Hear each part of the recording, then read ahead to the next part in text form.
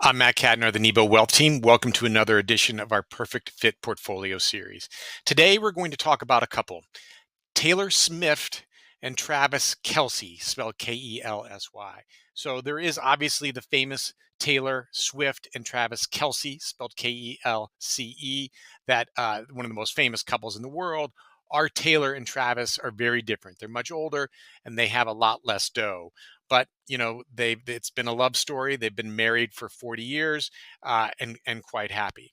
Although they had a rough summer, they were in the Cape for most of the summer, and it turned out it was a rainy summer down the Cape. They felt like it was a very cruel summer. They come back to their Nebo Wealth Advisor and they want to look at their financial plan again. So what we're going to do is we're going to go through the Nebo investment policy process, the five-step investment policy process, and then we're going to test that plan Nebo using Nebo's next generation Monte Carlo simulation. So Taylor is actually 67 years old, and Travis is 77 years old. So we are going to anchor to Taylor, and because she has the bigger longevity risk, she's not 22 anymore. So we need to make sure that the funds here are going to outlast their lifetime. And they have 2.8 million in wealth. They both started kind of hard scrabble roots, so 2.8 million in terms of their nest egg is bigger than their wildest dreams. And so here we have our time horizon all set, and then in terms of risk tolerance, think about what's the max loss the clients Taylor and Travis can stomach before they lose sleep or they just can't shake it off anymore. And then we'll build that as a portfolio constraint, either max stock or max volatility. This first session, we're just going to go through unconstrained to highlight kind of the long-term wealth accumulation goals versus the short-term and where there might be potential tension.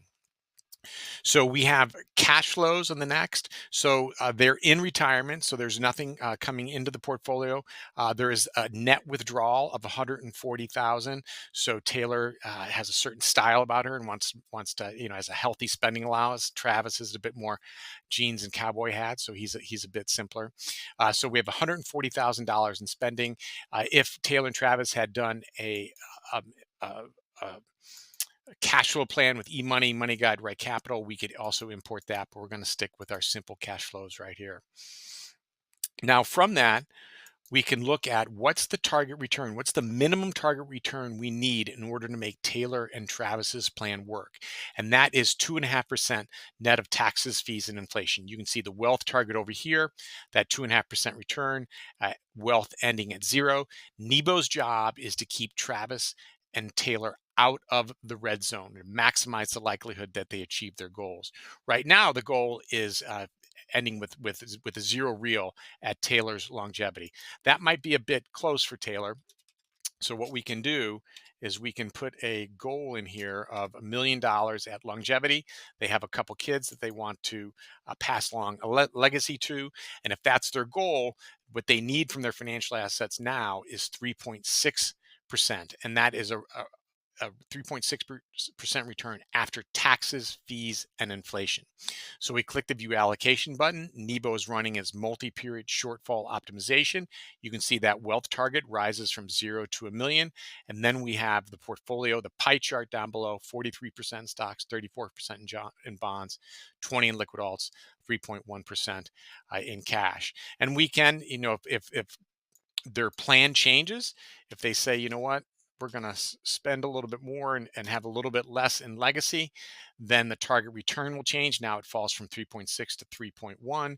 You can see the wealth target up here. It fell from the higher number. And then we click the view allocation button, and then Nebo will run its multi-period shortfall optimization. So this is taking into account what Taylor and Travis need from their cash flows, as well as the specific time horizon. And then we can also build in risk tolerance. And so here the target return is lower, therefore we're spending less in equities.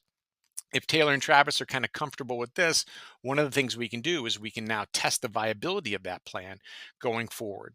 So what I did was loaded a glide path. I can build a glide path with a target return of 3%, with Taylor's time horizon and specific portfolio constraints here, just a max in liquid stocks. Now, this is a dynamic glide path based on what Taylor and Travis need from their financial assets and when they need it. So it is dynamic and it will change over time as their needs change, as well as capital markets change. So it's very different from a static Vanguard glide path where you know exactly where you're going to be in the future. The future is uncertain, but it gives us a good representation of what the future could be for us to run our next generation Monte Carlo simulations, which we believe are more accurate than what you get in the traditional financial planning tools. And so you can see the probability of success at 83%, the median wealth, kind of the tails of the distribution, and the drawdown of minus 350,000 in the fifth percentile, minus 480,000 in the first percentile. Now, Travis, being a little bit older, being a little bit more conservative, he doesn't want to be the anti-hero here, but he looks at this drawdown number and says, that seems like that might be a bit much for me. So what we can do is we can go back here and say, okay, let's change that target return. And then let's rebuild the glide path and then run the Monte Carlos on that new glide path, right? The goals and objectives change, therefore therefore the glide path change. We run the Monte Carlo simulation, and it will give us the same long-term versus the short-term metrics that we talked about, that we just saw. So here, now that probability of success falls from 83% to 77%. The median wealth is at 813,000. Remember, their median wealth target was a million. And then the drawdown characteristics, now instead of a $350,000 drawdown, now that's 258. Now instead of 430 or whatever it was, now it's 355. So Travis might feel better about this short-term drawdown characteristics, but Taylor doesn't feel so great about the long-term wealth accumulation needs. And because this is a love story, that is, Travis feels, is very concerned about making sure that, Taylor has what she needs when she needs it, that she has good karma as she kind of goes through her retirement period, even after Travis, assuming he passes before Taylor does. And so, what Nebo is here to do is to provide the advisor and the client with the best data that we can in order to make that assessment, trade off long term wealth accumulation needs versus short term drawdowns, to make sure that they have the right target return, the right plan, so that they can go kind of see it all the way through to the end. So, Taylor and Travis, we wish you the best.